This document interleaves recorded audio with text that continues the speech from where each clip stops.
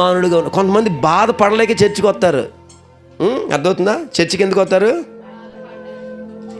నువ్వు బడికి వెళ్తే పంతులు బాగుపడతాడు కదా.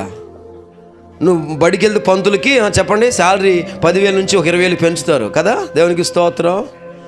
బడికి వెళ్ళినా గుడికి వెళ్ళినా దేవుని మందిరానికి వచ్చినా ఎందుకు రావాలి అంటే అది నా బాగోగును కోరే స్థలం. దేవునికి స్తోత్రం. నా క్షేమాన్ని కోరే స్థలం, నా మంచిని కోరే మనుషులు ఉన్నారు అక్కడ. నన్ను గద్దించి నా తప్పును సరిచేసి నన్ను సంతోషింపజేసి దేవుడున్నాడు అక్కడని రావాలి దేవుని సన్నిధికి. దేవునికి స్తోత్రం.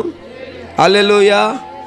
బడి ఎలా పరోక్షంగా ప్రత్యక్షంగా పిల్లలకు మేలు చేస్తుందో దేవుడిచ్చిన సంఘం కూడా నీ బాగోగును, నీ క్షేమాన్ని, నీ భద్రతను దేవుడు కోరుకుంటున్నాడు. దేవునికి స్తోత్రం చెప్పండి. హల్లెలూయా. నా మాటలు వినండి.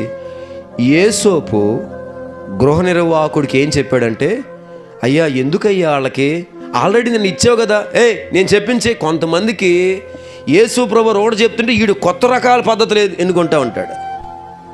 నేను చెప్తున్నాను, ఎవరు శిష్యులు అవుతారంటే బైబిల్ చదివితే అర్థమవుతుంది. ఎవరు శిష్యులు అవుతారంటే బైబిల్ చెప్తే మాట నేను చెప్తున్నాను చూడండి. రండి, యోహాను సువార్త చదువునాను ఒకసారి. యోహాను సువార్త 14వ అధ్యాయం అందరూ చూడండి ఒకసారి. 14:15 ఏమని రాయబడి ఉంది? యోహాను సువార్త 14:15.